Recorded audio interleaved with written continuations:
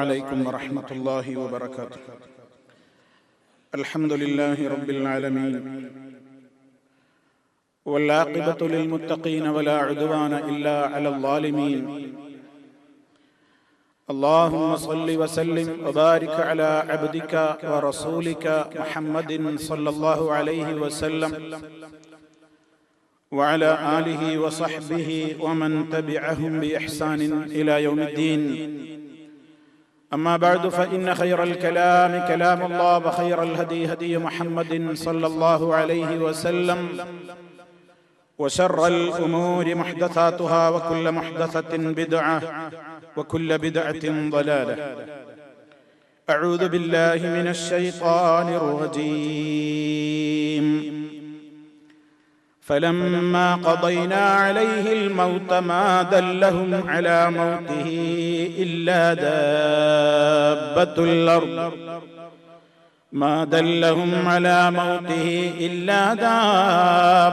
الأرض تأكل من سأته فلما خر تبينت الجن أن لو كانوا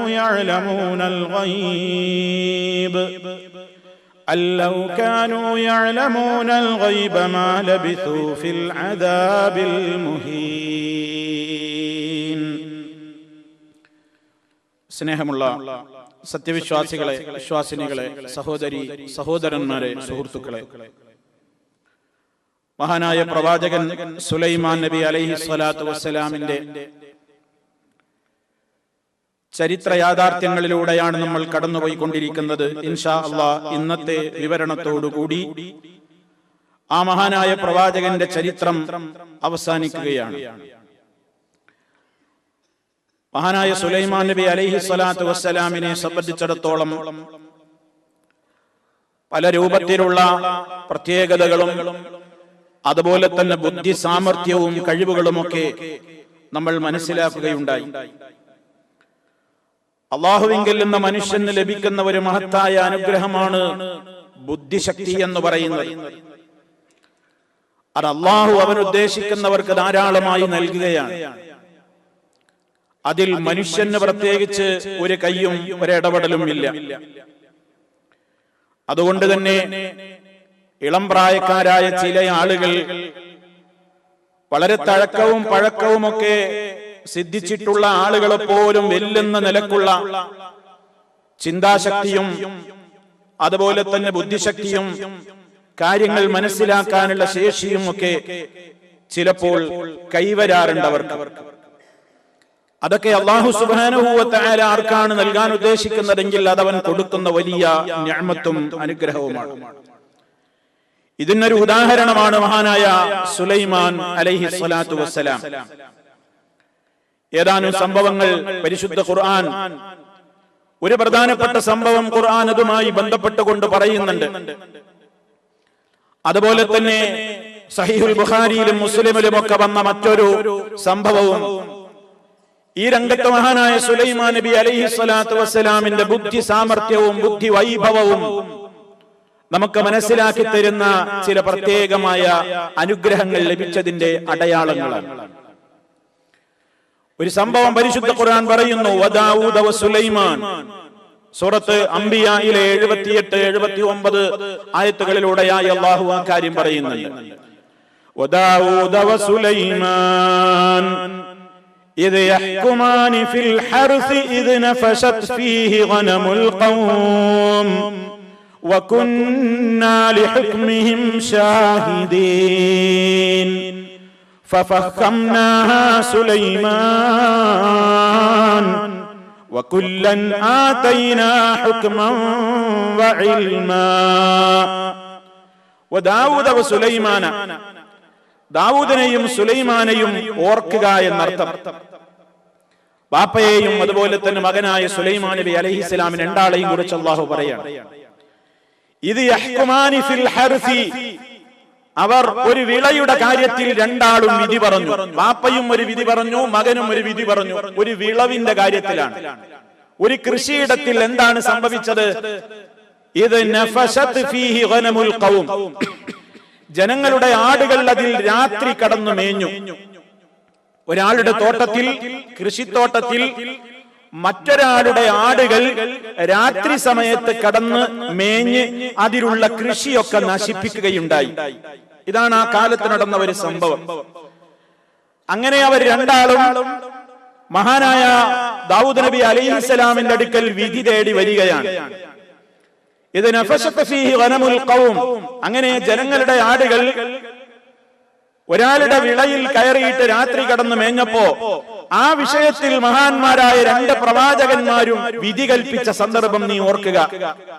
എന്നിട്ട് അല്ലാഹ് പറയാണ്, വകുന്നാ ലിഹുക്മിഹിം ഷാഹിദീൻ, അവരുടെ വിധി, അവർ രണ്ടാളും വിധി കൽപ്പിക്കുന്നതിന് ഷാഹിദീൻ, നാം സാക്ഷി നിൽക്കുകയും ചെയ്തിരുന്നു, സാക്ഷിയായിരുന്നു എന്ന് അല്ലാഹു തആല പറയാം.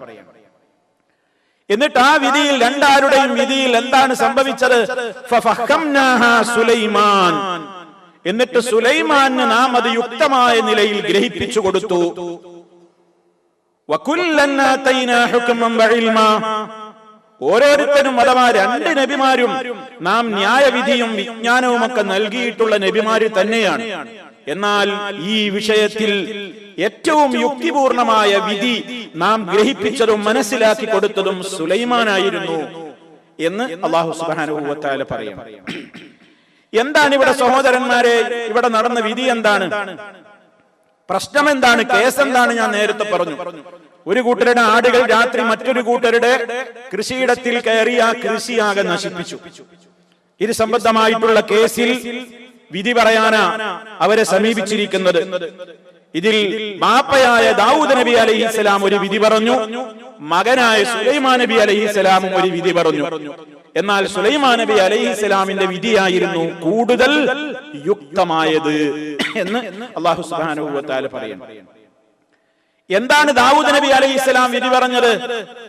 ആടിന്റെ ഉടമ കർഷകന്റെ കൃഷി പഴയ സ്ഥിതിയിലാകുന്നത് വരെ കൃത്യമായ എന്തു പറഞ്ഞു? ഫഹകമ ദാവൂദ് ബിൽ ഗനമി ലി അസ്ഹാബിൽ ഹർസ്, അതായത് ദാവൂദ് നബി അലൈഹിസ്സലാം വിധിച്ചെന്താ? കൃഷി ഉടമക്ക് ആടുകളെ കൊടുക്കണം എന്നാണ്. അയാളെ കൃഷി ആടുകളല്ല നശിപ്പിച്ചത്. അതുകൊണ്ട് എന്ത് വേണം? വേറൊന്നും പറയാനൊന്നുമില്ല. അയാളുടെ കൃഷി നശിപ്പിച്ചതിന് ബദൽ ആടുകൾ അങ്ങോട്ട് കൊടുക്കണം. ഇതാണ് ദാവൂദ് നബി അലൈഹിസ്സലാം വിധി പ്രസ്താവിച്ചത്. അങ്ങനെ വിധി കേട്ടിട്ട് ഇടയന്മാർ അവിടെ നിന്ന് രണ്ടു കൂട്ടരും ഇറങ്ങി പോകുമ്പോ സുലൈമാൻ നബി അലൈഹിസ്സലാത്തു വസ്സലാം ചോദിക്കുകയാണ്, എന്താണ് നിങ്ങളുടെ കാര്യത്തിൽ ഉപ്പ വിധിച്ചത്? അപ്പൊ അവരിങ്ങനെയാണ് സംഭവം എന്ന് പറഞ്ഞു. അപ്പൊ അദ്ദേഹം പറഞ്ഞു, രണ്ടാളെയും ബാപ്പയുടെ അടുക്കൽ കൂട്ടിക്കൊണ്ടുപോയിട്ട് പറഞ്ഞു, ഉപ്പ, ഞാൻ ഇതിൽ വേറൊരു വിധിയാണ് എനിക്ക് പറയാനുള്ളത്, ഉപ്പാക്ക് സമ്മതാണോ എന്ന് ഞാൻ പറയട്ടെ.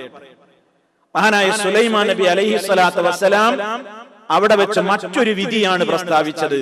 അതെന്താ? അദ്ദേഹത്തോട് ചോദിച്ചു, ബാപ്പ ദാവൂദ് അലൈഹിസ്സലാം ചോദിച്ചു, കൈഫ തഖ്ലീ ബൈനഹും, എങ്ങനെയാണ് നീ വിധിക്കാൻ ഉദ്ദേശിക്കുന്നത്? അപ്പൊ സുലൈമാൻ നബി അലൈഹിസ്സലാത്തു വസ്സലാം പറഞ്ഞു, എന്താ പറഞ്ഞത്? ഈ കൃഷി ഉടമയിലേക്ക് ഈ ആടുകളെ ഏൽപ്പിക്കുക എന്നല്ലേ വാപ്പിയും പറഞ്ഞത്? അല്ല, വ്യത്യാസം. ഈ കൃഷി ഉടമക്ക് ആടുകളെ ഉടമപ്പെടുത്തി കൊടുക്കൂല. ഈ കൃഷി ഉടമയുടെ കൃഷി നശിപ്പിച്ചതിന് ബദലായിട്ട് എന്ത് ചെയ്യണം? കുറച്ചു കാലത്തേക്ക് ഈ ആടുകളെ ഇവർക്ക് കൊടുക്കണം. അങ്ങനെ ആ ആടുകളെ കിട്ടിയിട്ട് ഫയകൂനു ലഹു ഔലാദുഹാ വ അൽബാനുഹാ വ സിലാഉഹാ വ മനാഫിഉഹാ, ആ ആടിന് ഉണ്ടാകുന്ന കുട്ടികള്, അതിന്റെ പാല്, അതിന്റെ രോമം, അതിൻ്റെതായ മറ്റു ഉപകാര വസ്തുക്കൾ, അതൊക്കെ ഈ കൃഷി ഉടമ തൽക്കാലത്തേക്ക് അനുഭവിക്കട്ടെ. ഏതുവരെ അയാളുടെ കൃഷിയിൽ നിന്ന് ആടുകൾ നശിപ്പിച്ച എത്രയൊക്കെ ഉണ്ടോ അതൊക്കെ ഈ ആടിന്റെ ഉടമ ഇനി എന്ത് ചെയ്യണം? കൃഷിക്കാരന് നന്നാക്കി കൊടുക്കണം. അതുവരെ ആടുകൾ ഇയാളുടെ കൈവശം. കൃഷി പൂർവ്വസ്ഥിതിയിലായി പഴയ രൂപത്തിലുള്ള വിളവെടുപ്പിന്റെ ആ അവസ്ഥയിലായി കഴിഞ്ഞാലോ അപ്പൊ ഈ കൃഷി ഉടമക്ക് അയാളുടെ കൃഷിഭൂമി തന്നെ തിരിച്ചു കൊടുക്കുക, ആടുകളെ ആടിന്റെ ഉടമക്കും തിരിച്ചു കൊടുക്കുക. ആർക്കും നഷ്ടമില്ല, ആർക്കും പ്രയാസമില്ല. ഇങ്ങനൊരു വിധിയാണ് മഹാനായ സുലൈമാൻ നബി അലൈഹിസ്സലാത്തു വസ്സലാം നൽകിയത്. ബാപ്പ പറഞ്ഞു, വളരെ നന്നായിട്ടുണ്ട്, അതെന്നെ പറയേണ്ടത്, എനിക്ക് അബദ്ധം പറ്റിപ്പോയി, നല്ല വിധി നീ പറഞ്ഞതാണ്. അവളാണ് അല്ലാഹു സുബ്ഹാനഹു വ തആല അവിടെ പറയുന്ന രണ്ടാളും വിധി പറഞ്ഞു. പക്ഷേ ഫഫഹംനാഹാ സുലൈമാൻ നാം അതിന്റെ യുക്തമായ നിലക്കതിന്റെ കൃത്യമായ വിധി അല്ലാഹു തആല ഗ്രഹിപ്പിച്ചു കൊടുത്തു. ഇതിലാർക്കും പ്രശ്നമൊന്നുമില്ല. പക്ഷേ ബാപ്പയുടെ വിധിയേക്കാൾ വളരെ യുക്തിപൂർണമായ ഒരു വിധിയായിരുന്നു മഹാനായ സുലൈമാൻ നബി അലൈഹിസ്സലാമിൻ്റെത്. ഇത് പരിശുദ്ധ ഖുർആനിൽ ഈ സംഭവം ഇങ്ങനെ നേർക്ക് നേരെ പറഞ്ഞിട്ടില്ല. ആടുകളുടെ കാര്യത്തിൽ, വിളവെടുപ്പിന്റെ കാര്യത്തിൽ ഉണ്ടായ തർക്കത്തിൽ, വിളവ് രാത്രി കയറി നശിപ്പിച്ചതിന്റെ പേരിൽ ഉണ്ടായ തർക്കത്തിൽ രണ്ടാളും വിധി പറഞ്ഞു. ആ വിധിച്ച കാര്യത്തിൽ സുലൈമാന് നാം കാര്യം കൂടുതൽ ഗ്രഹിപ്പിച്ചു കൊടുത്തു എന്നേ അല്ലാഹു തആല പറഞ്ഞിട്ടുള്ളൂ. ആ സംഭവം ഏതാണ് എന്ന് ഖുർആൻ വ്യാഖ്യാതാക്കൾ രേഖപ്പെടുത്തിയതാണ് നമ്മൾ വായിച്ചത്. അപ്പോ ആ രൂപത്തിലുള്ള ഒരു സംഭവം മഹാനായ സുലൈമാൻ നബി അലൈഹിസ്സലാത്തു വസ്സലാമിന്റെ ബുദ്ധിവൈഭവവും സാമർഥ്യവും വ്യക്തമാക്കുന്ന നിലക്ക് ഉണ്ട് എന്ന് വിശുദ്ധ ഖുർആനിന്റെ ഈ സൂചനയിൽ നിന്ന് നമുക്ക് മനസ്സിലാക്കുവാൻ സാധിക്കും. ഇനി രണ്ടാമത്തെ മറ്റൊരു സംഭവം, അത് സ്വഹീഹുൽ ബുഖാരിയിലും മുസ്ലിമിലും ഒക്കെ വന്നിട്ടുള്ള ഒരു സംഭവമാണ്. അബൂ ഹുറൈറ റളിയല്ലാഹു തആല അൻഹു ഉദ്ധരിക്കുകയാണ്, ഖാല റസൂലുള്ളാഹി സ്വല്ലല്ലാഹു അലൈഹി വസല്ലം, നബി സല്ലല്ലാഹു അലൈഹി വസല്ലം പറഞ്ഞു തരേണ ആ സംഭവം. എന്താ സംഭവം?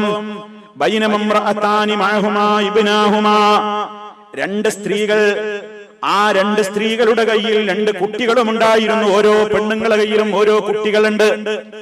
അങ്ങനെ ഓരോ മക്കളുള്ള രണ്ട് സ്ത്രീകൾ. അവർ ഒരു യാത്രാവേളയിലായിരിക്കെ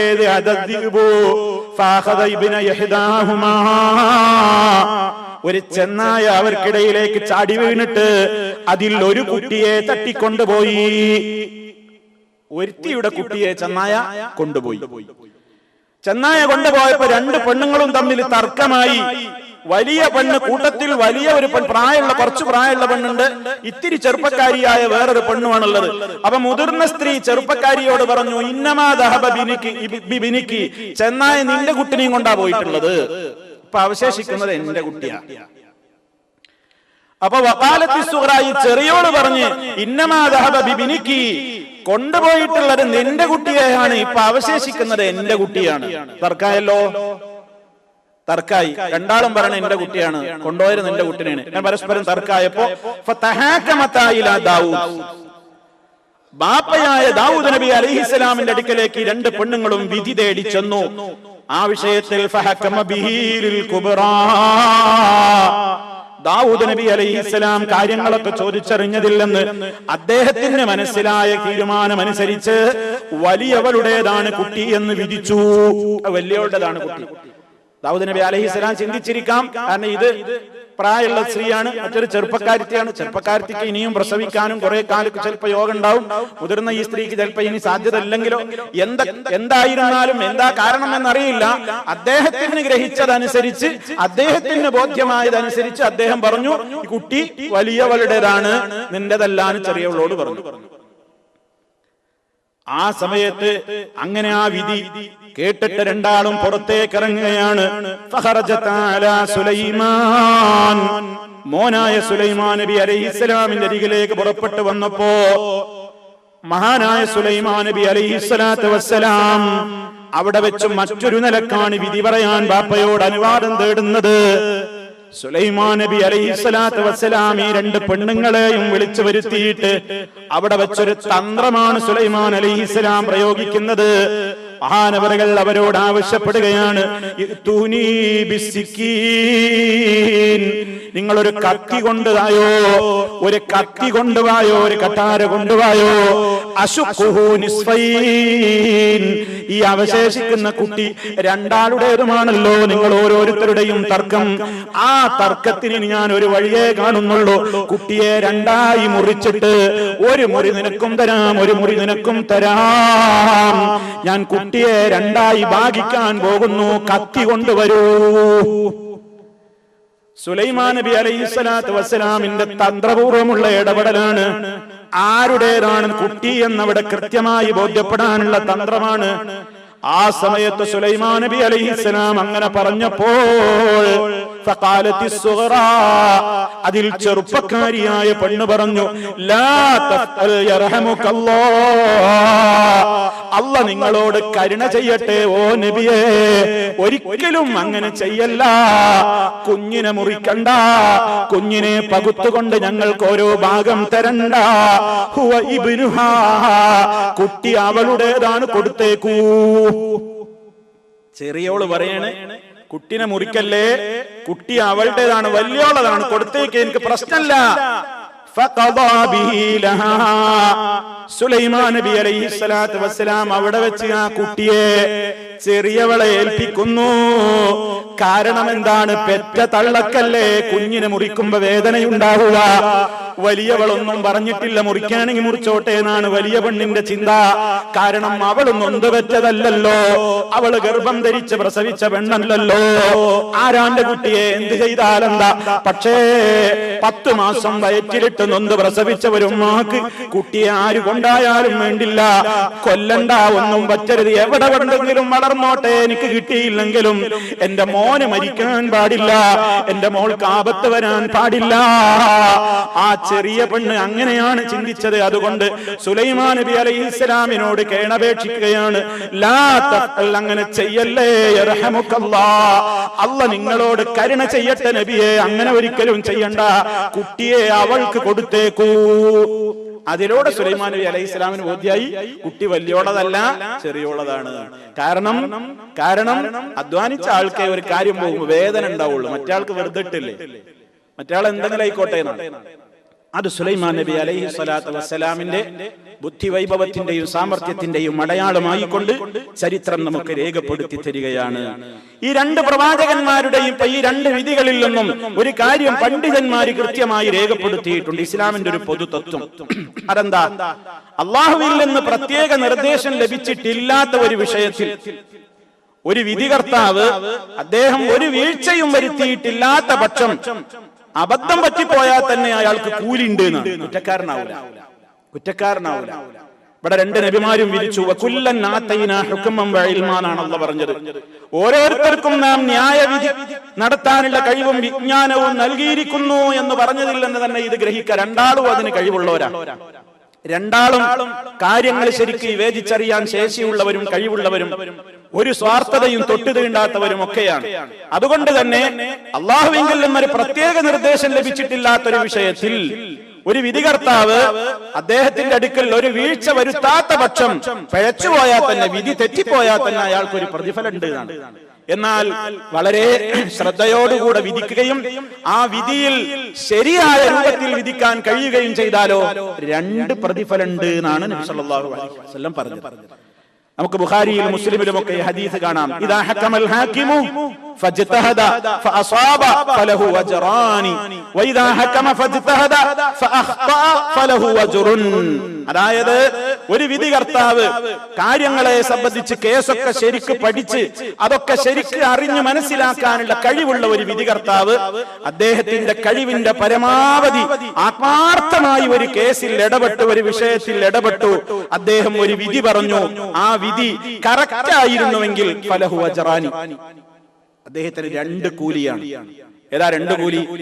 സത്യം കണ്ടതിനുള്ള കൂലിയുണ്ട്, സത്യം കണ്ടെത്തിയതിനുള്ള കൂലി അയാൾക്ക് കിട്ടും, അതിന് ഉത്സാഹിച്ചതിനുള്ള പ്രതിഫലവും അദ്ദേഹത്തിന് കിട്ടും. എന്നാലോ വൈദാ ഹകമ, എന്നാൽ ഒരാള് വിധിച്ചു, അദ്ദേഹത്തിന്റെ അങ്ങേയറ്റം അദ്ദേഹം പരിശ്രമിച്ചിട്ടുണ്ട്, അബദ്ധം സംഭവിക്കുകയാണ്, അദ്ദേഹം ഒരു നിലക്കും ആരുടെയും പക്ഷം ചേർന്ന് പരിശോധിക്കുകയോ സംസാരിക്കുകയോ ഒന്നും ചെയ്തിട്ടില്ല, വളരെ സൂക്ഷ്മമായി വിലയിരുത്തിയിട്ട് ഒരു കാര്യത്തിൽ വിധി പറഞ്ഞപ്പോ അബദ്ധമാണ് സംഭവിച്ചതെങ്കിലോ അയാൾ കുറ്റക്കാരനാവോ?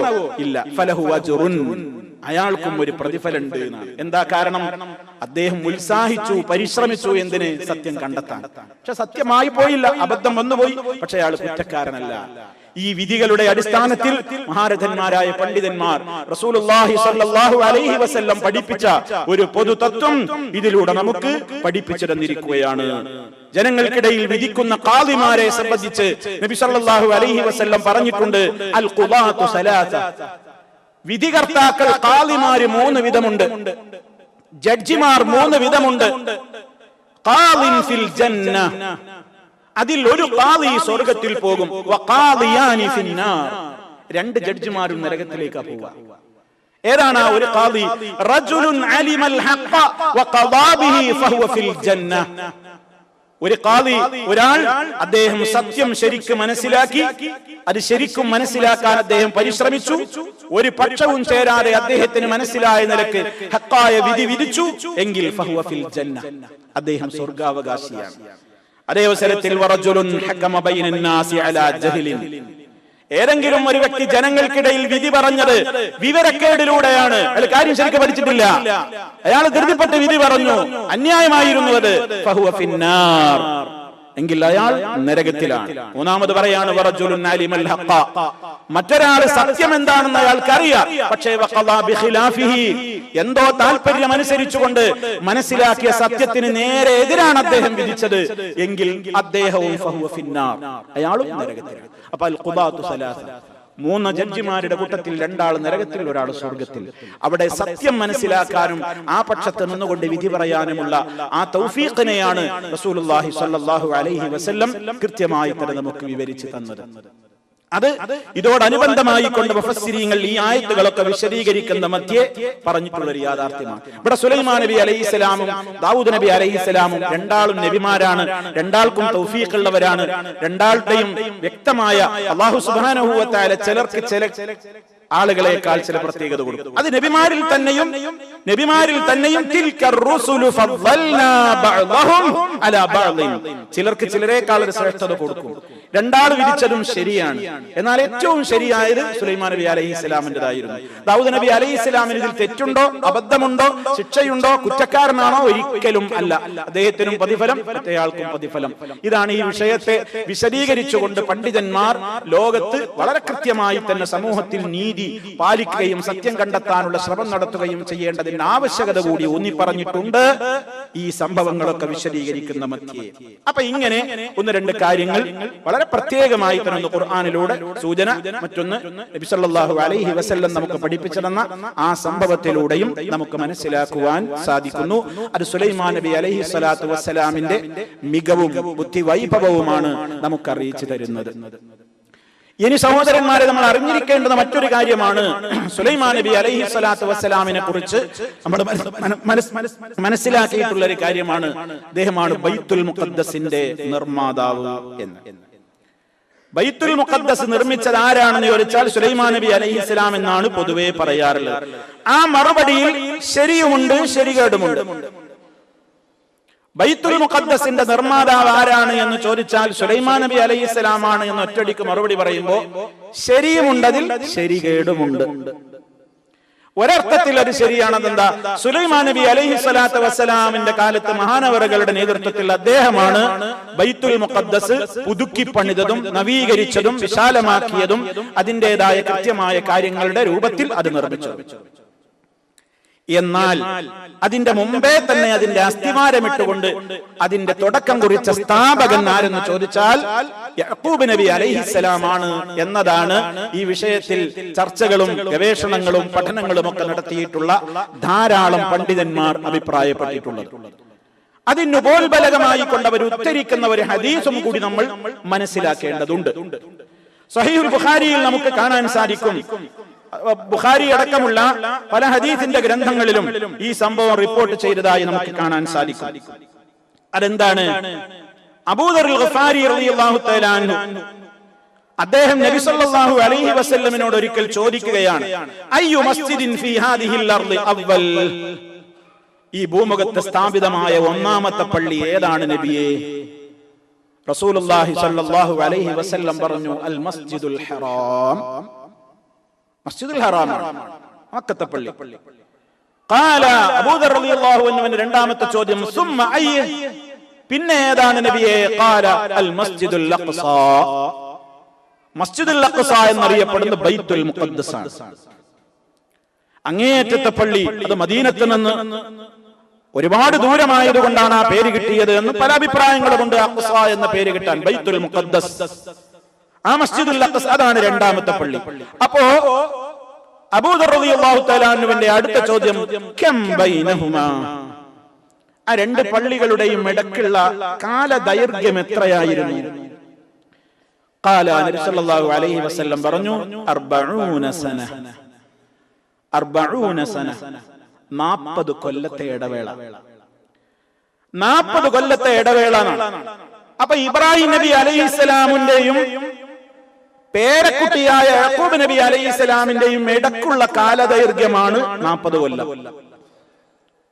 അതുകൊണ്ട് അതിന്റെ സ്ഥാപകൻ ആരാണ്? യാക്കൂബ് നബി അലൈഹിസ്സലാമാണ് എന്നാണ് നല്ലൊരു വിഭാഗം പണ്ഡിതന്മാർ പറയുന്നത്. അതേ അവസരത്തിൽ ഇബ്രാഹിം നബി അലൈഹിസ്സലാമിന്റെയും സുലൈമാൻ നബി അലൈഹിസ്സലാമിന്റെയും ഇടയിൽ 1000-ലേറെ കൊല്ലത്തിന്റെ ദൈർഘ്യമുണ്ട് എന്നാണ്. അപ്പൊ 40 കൊല്ലാണ് അതിന്റെ ഇടയ്ക്ക് എന്ന് പറയുമ്പോ കഅബ ഇബ്രാഹിം നബി അലൈഹി സ്വലാത്തു വസ്സലാം ആണല്ലോ അതിന്റെ പ്രത്യേകമായ നിർദ്ദേശപ്രകാരം, അള്ളാഹുവിന്റെ നിർദ്ദേശപ്രകാരം അത് പണിതത്. അതിന്റെയും പിന്നെ സുലൈമാൻ നബി അലൈഹി ഇസ്ലാമിന്റെ കാലഘട്ടത്തിലാണ് അതിന്റെ തുടക്കം എന്നുണ്ടെങ്കിൽ 1000-ത്തിലധികം കൊല്ലം അതിന്റെ ഇടയ്ക്ക് ഇടവേള വേണം. ഇവിടെ നബി സല്ലല്ലാഹു അലൈഹി വസല്ലം പറയുന്നത് എത്ര കൊല്ലം? 40 കൊല്ലം. അപ്പോ അതിന്റെ ഇടവേള ഇബ്രാഹിം നബി അലൈഹി ഇസ്ലാമിന്റെയും പേരക്കുട്ടിയായ അഥവാ പുത്രനായ ഇസ്ഹാഖ്, അതിന്റെ പുത്രൻ യാക്കൂബ് നബി അലൈഹി ഇസ്ലാമിന്റെയും ഇടയ്ക്കുള്ള കാലദൈർഘ്യമാണ് എന്ന് അഭിപ്രായപ്പെട്ടിരിക്കുകയാണ് ധാരാളം പണ്ഡിതന്മാർ ഈ ഹദീസിന്റെ വെളിച്ചത്തിൽ. അല്ലാഹു അഅലം. അങ്ങനെ ഒരു കാര്യം കൂടെ നമ്മൾ അറിഞ്ഞിരിക്കാൻ വേണ്ടി സൂചിപ്പിക്കുകയാണ്. സുലൈമാൻ നബി അലൈഹിസ്സലാമാണ് അത് പുതുക്കിപ്പണിതതും അതിൻ്റെതായ കൃത്യമായ രൂപത്തിലുള്ള അതിന്റെ നിർമ്മാണങ്ങൾ പൂർത്തിയാക്കിയത് എന്ന വശം വെച്ച് നോക്കുമ്പോൾ ആരാണ് നിർമ്മാതാവ് എന്ന് ചോദിച്ചാൽ ആര് തന്നെയാണ്? സുലൈമാൻ നബി അലൈഹിസ്സലാം. അതാ ഞാൻ പറഞ്ഞത്, അതിന് ശരിയുമുണ്ട് ശരികേടുമുണ്ട് എന്ന് പറയാൻ പറയാം. തുടക്കം കുറിച്ചത് സുലൈമാൻ നബിയാണോ? അല്ല, യാക്കൂബ് നബി അലൈഹിസ്സലാമാണ് എന്നതാണ് മറ്റൊരു വീക്ഷണം. ഇതുകൂടി നമ്മൾ ചേർത്ത് വായിക്കേണ്ടതുണ്ട്. ഇനി സഹോദരന്മാരെ, മഹാനായ ഈ പ്രവാചകൻ സുലൈമാൻ നബി അലൈഹി സ്വലാത്തു വസ്സലാമിനെ സംബന്ധിച്ച് അദ്ദേഹത്തിന്റെ ശക്തിപ്രതാപങ്ങളും നിസ്തുലമായ അദ്ദേഹത്തിന്റെ അതുല്യമായ യോഗ്യതകളും വ്യക്തമായി നമ്മളിപ്പോ കഴിഞ്ഞ ഏതാനും 5-6 ക്ലാസുകളിലൂടെയായി നമ്മളിപ്പോ പറഞ്ഞു മനസ്സിലാക്കി കഴിഞ്ഞു. പക്ഷേ എത്ര വലിയ മഹാനാണെങ്കിലും മരണമുണ്ടല്ലോ. മരണം അതിനൊന്നും തടസ്സമല്ലല്ലോ. എല്ലാവർക്കും മരിക്കണമല്ലോ. ലോകത്തിന്റെ നേതാവ് മഹാനായ റസൂലുള്ളാഹി സ്വല്ലല്ലാഹു അലൈഹി വസല്ലം വരെ ഈ ലോകത്ത് നിന്ന് വഫാത്തായി പോയിട്ടുണ്ട്. മഹാനായ സുലൈമാൻ നബി അലൈഹി സ്വലാത്തു വസ്സലാമിന്റെ മരണം അതും അത്ഭുതകരമായ ചില കാര്യങ്ങളിലൂടെ, അത്ഭുതകരമായ ചില കാര്യങ്ങൾ അത് ലോകത്തിന് ഒരു സന്ദേശം നൽകുന്ന രൂപത്തിലാണ് അത് സംഭവിച്ചത്. അതും കൂടെ പറഞ്ഞ് നമുക്ക് ആ വിഷയം അവസാനിപ്പിക്കാം. സൂറത്ത് സബയിലെ 14-ാമത്തെ ആയത്തിലാണ് സുലൈമാൻ നബി അലൈഹി സ്വലാത്തു വസ്സലാമിന്റെ വഫാത്തിനെ സംബന്ധിച്ച് അല്ലാഹു തആല പറഞ്ഞിട്ടുള്ളത്. فلما قضينا عليه الموت ما دلهم على موته إلا دابة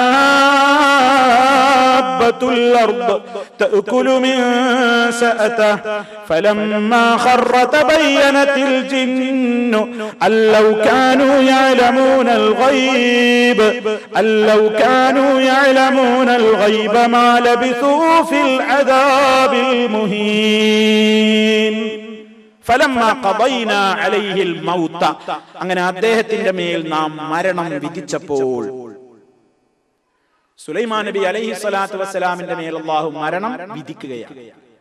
ആ മരണം വിധിച്ചപ്പോൾ മഹാനവറുകൾ മരണപ്പെടുകയാണ്, വഫാത്താവുകയാണ്. മാ ദല്ലഹും അലാ മൗതിഹി, അദ്ദേഹത്തിന്റെ മരണത്തെ കുറിച്ച് അവർക്ക് വിവരം നൽകാൻ ഒന്നും ഉണ്ടായിരുന്നില്ല. ഇല്ലാ ദാബത്തുൽ അർളി, ചിതൽ ജീവി അല്ലാതെ മറ്റാരും ഉണ്ടായിരുന്നില്ല. ദാബത്തുൽ അർള് എന്ന് പറഞ്ഞാൽ ചെതലാണ്. മരങ്ങളും അതുപോലെ തന്നെ മറ്റുള്ള വസ്തുക്കളുമൊക്കെ കാർന്ന് തിന്നുന്ന ആ നിലക്കുള്ള ചിതൽ എന്ന് പറയുന്ന കൊച്ചു ജീവി ഉണ്ടല്ലോ, ആ ചിതൽ ജീവി അല്ലാതെ മറ്റാരും അവർക്ക് അദ്ദേഹത്തിന്റെ മരണത്തെ കുറിച്ച് അറിവ് നൽകുകയുണ്ടായില്ല. അദ്ദേഹത്തിന്റെ വടിയ ചിതൽ ചെന്ന് നശിപ്പിച്ചു കൊണ്ടിരുന്നു. എന്നിട്ട് ഫലമ്മാ ഖറ തബയ്യനത്തിൽ ജിന്നു, അദ്ദേഹം മരണപ്പെട്ട് നിലംപതിച്ചപ്പോൾ തബയ്യനത്തിൽ ജിന്നു, ജിന്നുകൾക്ക് വ്യക്തമായി അല്ലൗ കാനൂ യഅലമൂനൽ ഗൈബ, തങ്ങൾക്ക് അദൃശ്യകാര്യം അറിയുമായിരുന്നുവെങ്കിൽ മാ ലബിസൂ ഫിൽ അദാബിൽ മുഹീൻ, തങ്ങൾ ഈ നിന്ദ്യമായ ശിക്ഷയിൽ ദുരിതത്തിൽ കഴിച്ചുകൂട്ടേണ്ടി വരുമായിരുന്നില്ലല്ലോ. ഇവിടെ നമ്മൾ ചില കാര്യങ്ങൾ മനസ്സിലാക്കണം. എന്താ സംഭവിച്ചത്? സുലൈമാൻ നബി അലൈഹി സ്വലാത്തു വസ്സലാമിന്റെ മരണം നടന്നത് ഒരു അത്ഭുതകരമായ നിലക്കാണ്. അതായത് മഹാനായ സുലൈമാൻ നബി അലൈഹി സ്വലാമിന് മാത്രം അല്ലാഹു സുബ്ഹാനഹു വ തആല കൊടുത്തൊരു മഹത്തായ അനുഗ്രഹമായിരുന്നു. മഹാനവറുകൾക്കാണ് അല്ലാഹു സുബ്ഹാനഹു വ തആല ജിന്നുകളെ കീഴ്പ്പെടുത്തി കൊടുത്തൊരു പ്രവാചകൻ. ജിന്നുകളെ കീഴ്പ്പെടുത്തി പണിയെടുപ്പിച്ചിരുന്നു സുലൈമാൻ നബി അലൈഹി സ്വലാം. പറഞ്ഞതാണ് കേൾക്കണം, എതിർത്താൻ നരകാൻ അല്ലാഹു പറഞ്ഞതുമാണ്. ആരെങ്കിലും അവരുടെ കൂട്ടത്തിൽ നിന്ന് മുരട്ട് ശീലം കാണിക്കുന്നുവെങ്കിൽ അവനെ കത്തിയാളുന്ന അഗ്നിയിൽ ദഹിപ്പിക്കും, നരകമാണ് അവനുള്ളതെന്ന് വിശുദ്ധ ഖുർആൻ പറഞ്ഞതുമാണ്. അതുകൊണ്ട് തന്നെ ഏത് മല്ലന്മാരും മൊരടന്മാരും ഏത് ദുശ്ശീലമുള്ളവനും നല്ലവരും അല്ലാത്തവരുമായ സർവ്വ ജിന്ന് ശൈത്താന്മാരെയും മഹാനായ സുലൈമാൻ നബി അലൈഹിസ്സലാത്തു വസ്സലാമിനെ അള്ളാഹു കീഴ്പ്പെടുത്തി കൊടുത്തിരിക്കുകയായിരുന്നു. അവർ പേടിച്ചിട്ട്, സുലൈമാൻ നബിനെ പേടിച്ചിട്ട് അവർ വർക്ക് ചെയ്യും, കഠിനാധ്വാനം അവർ ചെയ്യും. ഒന്നിൽ നിന്നും അവർക്ക് രക്ഷപ്പെടാൻ കഴിയില്ല. അങ്ങനെ അവര് നിർബന്ധിതരായി അദ്ദേഹത്തിന്റെ കൽപ്പനക്ക് വിധേയരായിക്കൊണ്ട് എന്തു പണിയും ചെയ്തു കൊടുക്കുന്ന ആ രൂപത്തിൽ ഒരുപാട് രൂപത്തിലുള്ള പല പ്രവർത്തനങ്ങളും ചെയ്തു കൊടുത്തുകൊണ്ടിരുന്ന ആ രൂപത്തിലുള്ള ജിന്നുകൾ, ആ ജിന്നുകളെ കൊണ്ട് മഹാനായ സുലൈമാൻ നബി അലൈഹിസ്സലാത്തു വസ്സലാം തൊഴിലെടുക്കുമ്പോൾ സുലൈമാൻ നബി അലൈഹിസ്സലാം അതൊക്കെ ഇങ്ങനെ വീക്ഷിക്കും. ഇടയ്ക്ക് അദ്ദേഹത്തിന്റെ പളുങ്ക് കൊട്ടാരത്തിൽ നിന്നുകൊണ്ട് വീക്ഷിക്കും, അതുപോലെ തന്നെ സിംഹാസനത്തിൽ ഇരുന്നു കൊണ്ട് വീക്ഷിക്കും. അങ്ങനെയൊക്കെ ജിന്നുകൾ ഇങ്ങനെ നോക്കുമ്പോ മഹാനായ സുലൈമാൻ നബി അലൈഹിസ്സലാത്തു വസ്സലാമിന്റെ മരണം നടന്ന സമയത്ത് സുലൈമാൻ നബി അലൈഹിസ്സലാത്തു വസ്സലാം തന്റെ ഒരു ഊന്നുവടിയിൽ ഊന്നി നിൽക്കുകയോ ഇരിക്കുകയോ ചെയ്യുകയാണ്. എന്താണെന്ന് ഖുർആൻ പറഞ്ഞിട്ടില്ല. ഊന്നുവടിയിൽ ഊന്നിക്കൊണ്ടായിരിക്കെയാണ് മരണം വന്നത് എന്ന് ഖുർആൻ പറയുന്നു. ഫലമ്മാ ഖദൈനാ അലൈഹിൽ മൗത, അദ്ദേഹത്തിന്റെ മേൽ നാം മരണം വിധിച്ചപ്പോൾ, മാ ദല്ലഹും അലാ മൗതിഹി, സുലൈമാൻ നബി അലൈഹിസ്സലാമിന്റെ മരണത്തെക്കുറിച്ച് ആ ജിന്നുകൾക്ക് വിവരം കൊടുക്കാൻ ആരും ഉണ്ടായിരുന്നില്ല. ദാബത്തുൽ അർളി, ചെതൽ ജീവി ഒഴികെ, തൗകുലു മിൻസാതഹു, അദ്ദേഹം ഊന്നി നിൽക്കുന്ന ഊന്നുവടി ചെതല് അടിയിന്ന് ഇങ്ങനെ തിന്ന് മഹാനവറുകൾ ഊന്നി നിന്നുകൊണ്ടിരിക്കുന്ന അല്ലെങ്കിൽ ഇരുന്നു കൊണ്ടിരിക്കുന്ന ഊന്നുവടിയിലായിരിക്കെ ഊന്നിക്കൊണ്ടിരിക്കുന്ന അവസരത്തിലാണ് അങ്ങനെ തന്നെ സുലൈമാൻ നബി അലൈഹിസ്സലാമിന്റെ മരണം, വഫാത്ത് നടന്നത്. അങ്ങനെ മഹാനവറുകൾ അങ്ങനെ തന്നെ നിൽക്കുകയാണ്. അപ്പൊ ജിന്നുകൾ എങ്ങനെ വിചാരിക്കും, സുലൈമാൻ നബി നോക്കുന്നുണ്ട്, സുലൈമാൻ നബി അവിടെ ഉണ്ട്, ഇവര് നല്ല പണിയെടുക്കും.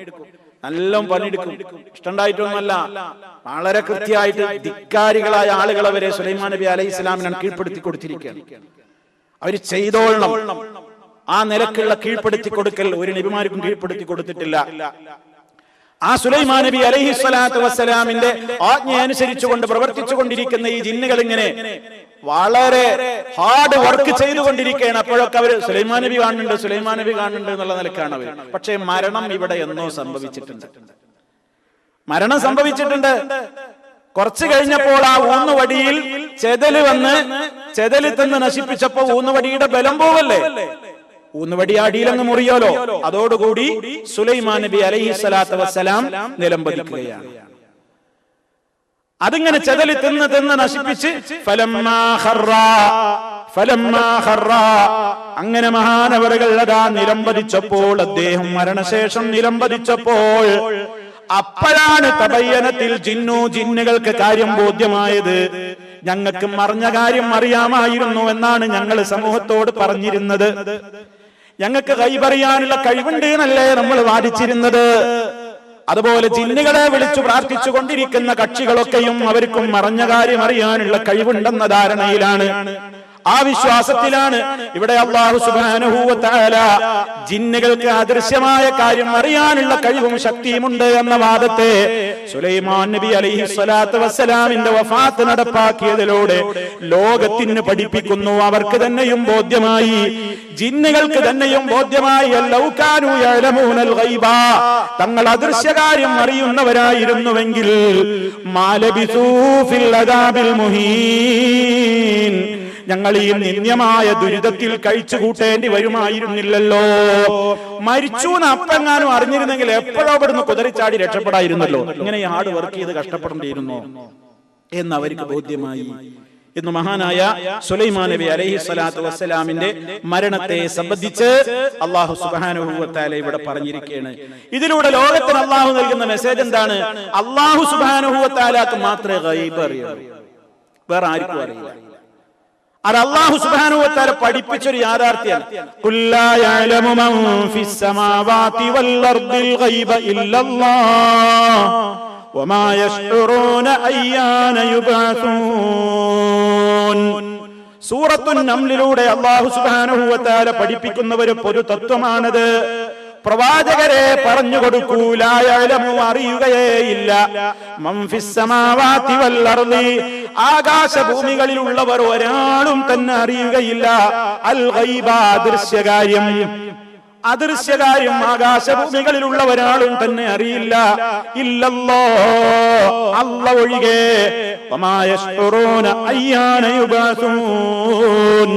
അവരെന്നാണ് ഉയർത്തെഴുന്നേൽപ്പിക്കപ്പെടുക എന്ന് പോലും അവർക്ക് അറിവില്ല. ആകാശഭൂമികളിൽ അദൃശ്യം അറിയുന്നവൻ അല്ല മാത്രം. അള്ളാഹ്ക്ക് മാത്രമേ അഭൗതികമായ നിലക്കുള്ള കാഴ്ചയും കേൾവിയും അറിവൊക്കെ ഉള്ളൂ. വേറെ ആർക്കും അതില്ല. ഒരു ശക്തിക്കും വേറെ ഒരു കഴിവുകളും അഭൗതികമായ നിലക്ക് ഓരോ ശക്തി, അത് ജിന്നാവട്ടെ, മലക്കാവട്ടെ, മനുഷ്യരാവട്ടെ, മറ്റ് ജന്തുക്കളാവട്ടെ, അവക്കൊക്കെ അള്ളാഹ് നിശ്ചയിച്ചു കൊടുത്ത ഒരു പ്രകൃതിയുണ്ട്, ഒരു പരിധിയുണ്ട്. അതിന്റെ അകത്തുള്ളതേ കാണാനും കേൾക്കാനും അറിയാനും സാധിക്കുകയുള്ളൂ. അതിന്റെ അപ്പുറമുള്ള അള്ളാഹു നിശ്ചയിച്ചു കൊടുത്ത കാര്യകാരണ ബന്ധങ്ങൾക്കപ്പുറം ഒരു ശക്തിക്കും ഒരു അദൃശ്യവും അറിയാനോ കാണാനോ കേൾക്കാനോ കഴിയില്ല. ഇതാണ് ഇസ്ലാമിന്റെ ശുദ്ധമായ വിശ്വാസം. അതേ അവസരത്തിൽ അള്ളാഹു അല്ലാത്തവരെ വിളിച്ചു പ്രാർത്ഥിച്ചു കൊണ്ടിരിക്കുന്ന ഏതൊക്കെ വിഭാഗം ജനങ്ങളുണ്ടോ അവരൊക്കെയും മഹാത്മാക്കളെ സംബന്ധിച്ചും ജിന്നുകളെ സംബന്ധിച്ചും മലക്കുകളെ സംബന്ധിച്ചും ഒക്കെ അവരുടെ വിശ്വാസം എന്താണ്? അവർക്കൊക്കെ അഭൗതികമായ കഴിവുകളുണ്ട്. അവരഭൗതികമായി കാണാൻ അവർക്ക് കഴിയും, കേൾക്കാൻ കഴിയും, അറിയാൻ കഴിയും എന്നാണ് അവരുടെ വിശ്വാസം. ഈ വിശ്വാസ വ്യതിയാനമാണ് അവരെ ശിർക്കിലേക്ക് കൊണ്ടുചെന്നെത്തിച്ചത്. അതേ അവസരത്തിൽ അള്ളാഹുവിന് മാത്രമേ അഭൗതികമായ കഴിവുകളും അറിവും കേൾവിയൊക്കെയുള്ളൂ. വേറുള്ളവരുടേതൊക്കെ അവർക്ക് നൽകപ്പെട്ട ഭൗതികമായ പരിധിക്കകത്തുള്ള കാഴ്ചയും കേൾവിയും അറിവും മാത്രമേ എല്ലാ ശക്തികൾക്കുമുള്ളൂ. ഒരാൾക്കും അഭൗതികമായ കാര്യകാരണ ബന്ധങ്ങൾക്ക് അപ്പുറത്തുള്ള ഒരു കഴിവ് ഒരു ശക്തിക്കുമില്ല. അത് അള്ളാഹുവിന് മാത്രമാണ്.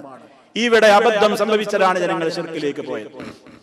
നമ്മൾ ആലോചിക്കണം, നമ്മുടെയൊക്കെ നാട്ടിൽ മഹാത്മാക്കളായ ആളുകളെ വിളിച്ചു പ്രാർത്ഥിക്കുന്നവരുടെ വിശ്വാസം എന്താണ്? അവർക്ക് എവിടെ നിന്ന് അവരെ വിളിച്ചാലും അവർ നമ്മുടെ വിളി കേൾക്കും. നമ്മൾ എവിടെയാണെങ്കിലും അവർ നമ്മളെ കാണും. നമ്മുടെ മനസ്സിലെ വികാരങ്ങൾ വരെ അവരറിയും. നമ്മെ സഹായിക്കാൻ അവർ ഓടിയെത്തും. അവർക്കതിന് കഴിവുണ്ട് എന്നാണ്. മഹാത്മാക്കളെ വിളിച്ചു പ്രാർത്ഥിക്കുന്നവർ, ഔലിയാക്കളെ വിളിച്ചു പ്രാർത്ഥിക്കുന്നവർ, അവരൊക്കെ അങ്ങനെയാ വിശ്വസിക്കുന്നത്.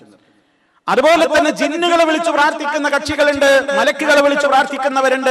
നമ്മുടെ നാട്ടിലൊക്കെ പല വീടുകളിലും പാരായണം ചെയ്യുന്ന കുത്തുബിയത്ത് എന്ന് പറയുന്ന ഒരു കൃതിയുണ്ട്.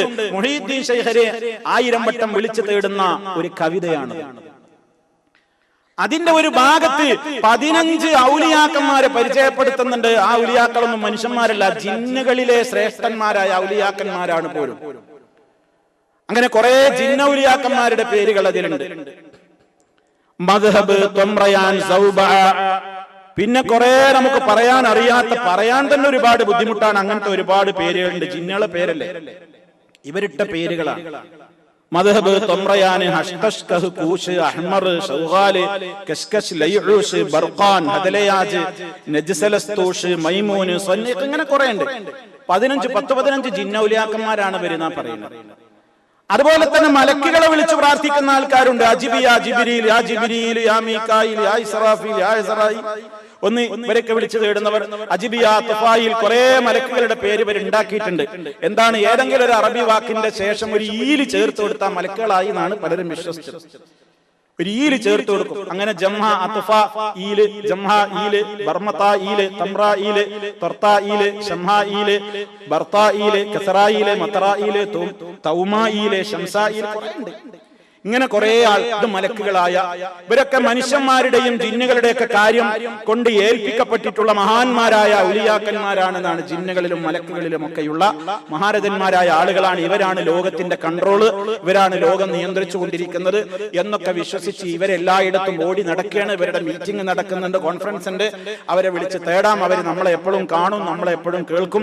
ഇങ്ങനെയുള്ള എല്ലാ ഗൈബൊക്കെ അവർക്ക് അറിയും എന്നുള്ള വിശ്വാസത്തിന്റെ അടിസ്ഥാനത്തിലാണ് സമൂഹത്തിൽ ഒരുപാട് കാര്യങ്ങൾ ഇന്ന് പ്രചരിപ്പിച്ചു കൊണ്ടിരിക്കുന്നത്.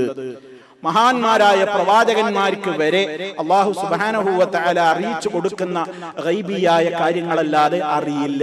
പരിശുദ്ധ ഖുർആൻ സൂറത്തുൽ ജിന്നിൽ വളരെ കൃത്യമായി തന്നെ പഠിപ്പിച്ചു. ആലിമുൽ ഗൈബി ഫലാ യുദ്ഹിറു അലാ ഗൈബിഹി അഹദാ ഇല്ലാ മൻ ഇർതദാ മിർ റസൂൽ. അല്ലാഹു സുബ്ഹാനഹു വ തആലയാണ് അദൃശ്യങ്ങൾ അറിയുന്നവൻ. അവന്റെ അദൃശ്യത്തിൽ നിന്ന് ഒരാൾക്കും അവൻ വെളിപ്പെടുത്തി കൊടുക്കുന്നതല്ല. ഇല്ലാ മനിർത്തദാ മിർ റസൂലിൻ, അവൻ തൃപ്തിപ്പെടുന്ന അവന്റെ ദൂതന്മാർക്ക്, അത് മനുഷ്യരിൽ നിന്നും മലക്കുകളിൽ നിന്നുമൊക്കെയുള്ള ദൂതന്മാർക്ക് അവൻ ഉദ്ദേശിക്കുന്ന കാര്യങ്ങൾ അവൻ അറിയിച്ചു കൊടുക്കുന്നു. അതിലപ്പുറം അവർക്കും അറിയില്ല. വളരെ കൃത്യമായി അല്ലാഹു തആല പറയും. അതേ അവസരത്തിൽ സുലൈമാൻ നബി അലൈഹിസ്സലാമിന്റെ കാലത്തും ഇന്നും പല ആളുകളും വിശ്വസിക്കുകയാണ് ജിന്നുകൾക്കെല്ലാം അറിയാനുള്ള കഴിവുണ്ട്, അങ്ങനെ ജിന്നുകൾക്ക് ഗൈബൊക്കെ മനസ്സിലാക്കാൻ കഴിയും.